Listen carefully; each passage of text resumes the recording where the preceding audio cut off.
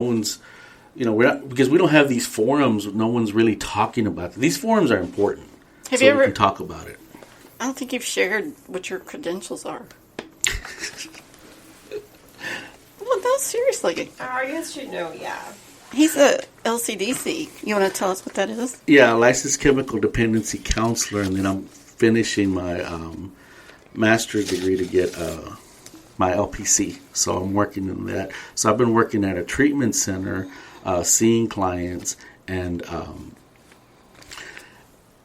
with what we do here, it's called prevention, drug prevention. So we actually see more kids. And the interesting thing is that when I started working in this field years ago, we were talking about prevention to prevent. Now, more kids are, pretty much the kids we come in contact from middle school, high school, are already exposed. They've already tried. They're already using, experimenting, even in addiction. Right. So in 30 years, what I've seen, and now going into treatment, is that it's not getting better, it's getting worse. We're seeing more kids. Back in the day, prevention specialists, and some of them still say that, well, not all are using. Exactly, not all, but there are more. So you can honestly say there's more kids exposed, more kids experimenting. How do you think the pandemic and the quarantine has affected it? Cindy, it's bad. It's really bad. In treatment, we see a lot of people that used to be they've worked their program and they've done really well. Then the pandemic hit, so there's no more face-to-face groups, or very few. Mm-hmm. And that's very difficult for somebody in recovery because isolation, right, boredom. So boredom's huge. That's a trigger. So we see a lot of people who unfortunately had 12 years, 20 years sobriety now relapsing. So it's affected them. Now with the kids, we don't really know too much because where are they? Right. The schools are saying that they've have less kids enrolled. So I'm wondering, what's going on. So the outcome of this is going to be very interesting. How much of it's going to be mental health and how much of it's going to be addiction. If I had to guess, I think it's increased.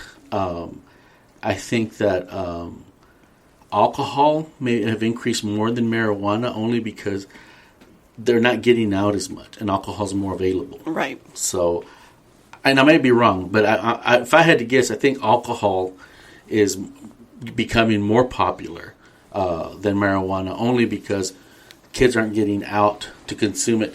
I mean, where do kids get marijuana? Where do they get them? Anybody ever think of that? Now, the question would be to somebody who is not exposed to it. So there's parents, hopefully, that are listening who have just found out there's a problem or they want information. Now, there's parents who have been through this, so they'll easily tell you where they get it. So just in general, what do you think kids get marijuana? What do y'all think? They get it at schools. They get it through friends. They even get it at sports locations. My son plays soccer, and we went into an indoor soccer one time, and you could smell it in there. I was like, never again am I bringing my son to one of these indoor places because of the horrible smell of marijuana. Yeah. So you find it in the least expected places, the least. Yeah. It's available. What do you think, Cindy? Your family. Family? Mm-hmm. Is it their parents? Yeah, all of the above. Your kids are more at risk of see, back in the day, remember back in the day it was about, don't take anything from a stranger. If somebody offers you, don't take it. And then it became friends. It's family. It's like when, you think about all the things, sexual assault is usually somebody who did it. Yeah. Your first drug experience, usually because somebody you trusted. Yeah. Yes, I agree with that. Yes. Either persuaded you or made it available. I think when you're under the influence, you're a lot more lax about Yes. and lenient about things that otherwise you would have said no to. Yeah. And so your circle grows. And it starts to show on the outside. Right. The inside starts to show on the outside. Yeah. Because you do get lazy, you do get complacent. The home, the car, things don't look so nice. You don't look dressed so nice. You don't look put together. Right. No, that's what happens.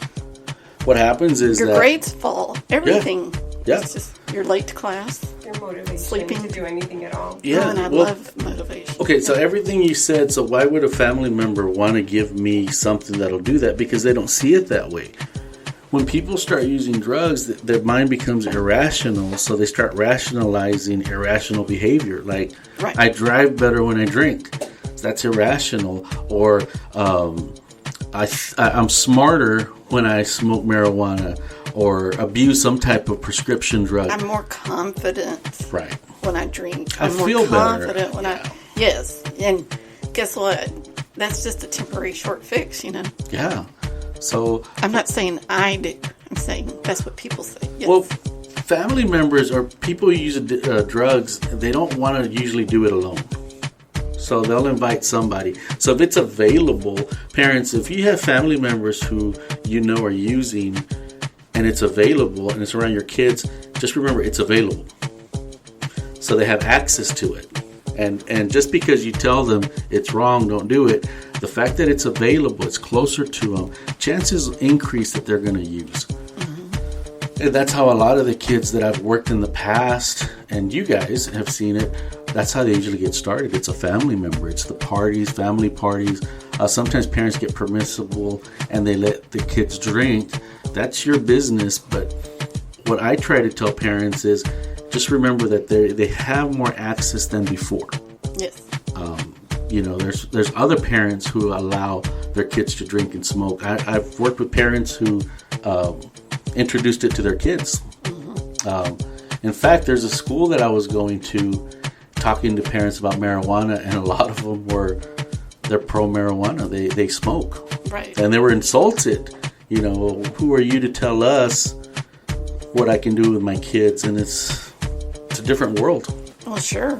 Yeah, so the message basically, parents, is that, whatever your values are, whatever your beliefs are, you've got to stand strong with it, and you got to inform yourself, because you're in a time now where the information gets there faster, and the kids are, they're getting that information.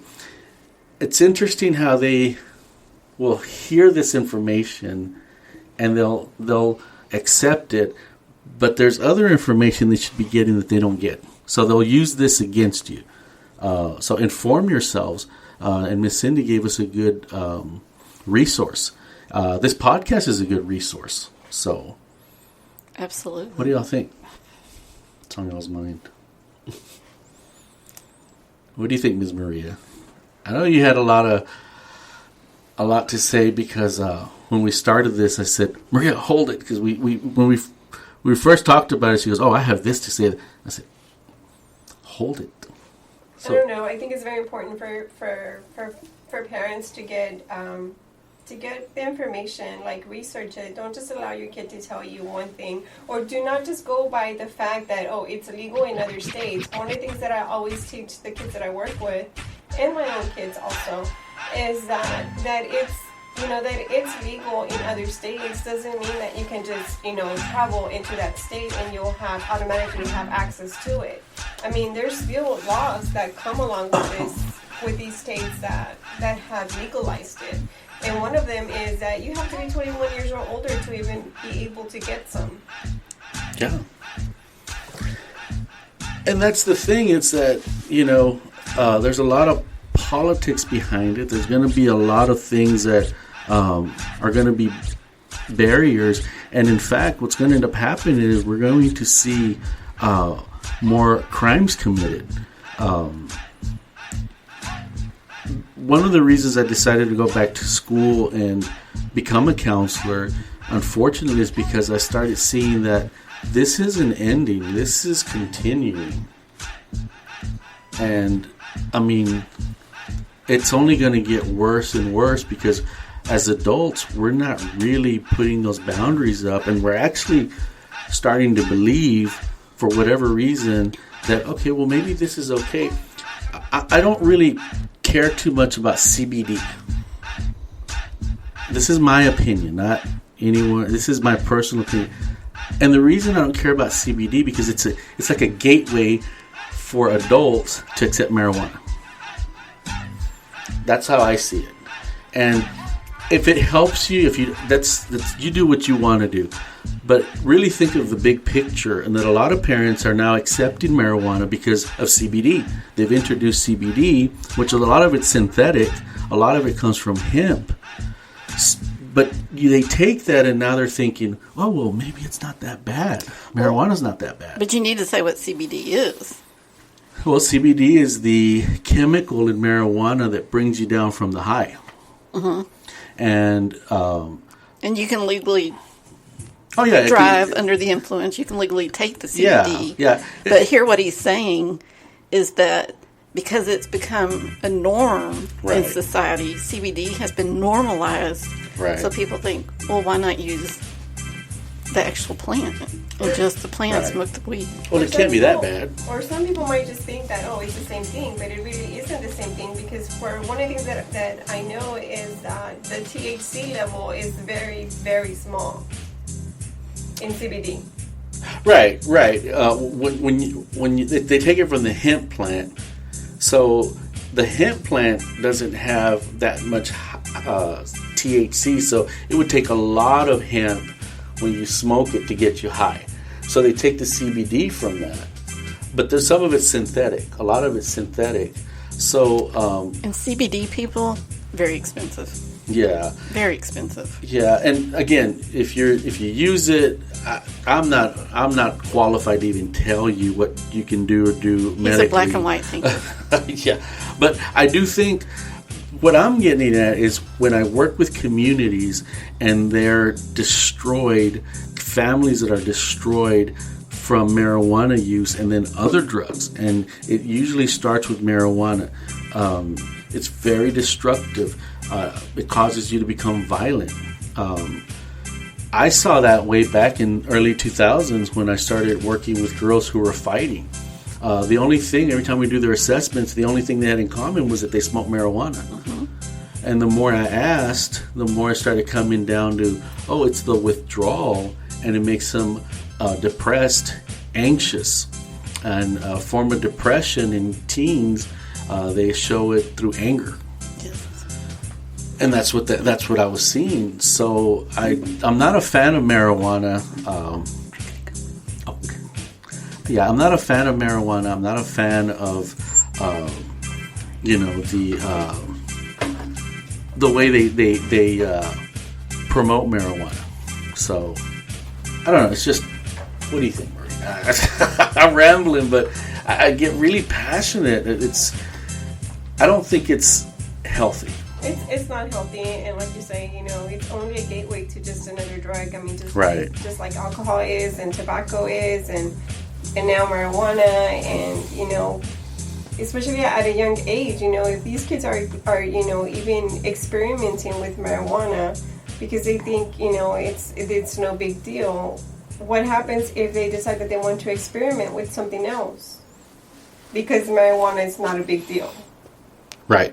And that's what ends up happening, is that marijuana no longer has those effects, so they start looking at something else, and it's always something else. I have yet to work with anyone who just smokes marijuana. I know there's the Rasta culture in Jamaica, and some people might be saying, well, you're talking about marijuana and you're playing reggae and you're playing hip-hop. Well, that's because it's positive, and I'm taking the positive, and I know that marijuana is used in the culture, but I'm not promoting that. What I'm promoting is positivity. And there is Rasta culture. They use marijuana in their religious circles. That's an exception, but I don't see I haven't seen anyone who just smokes marijuana and that's it, because it's a depressant. You usually need something else to give you that motivation. Usually people who smoke marijuana will have some other drug like cocaine or meth.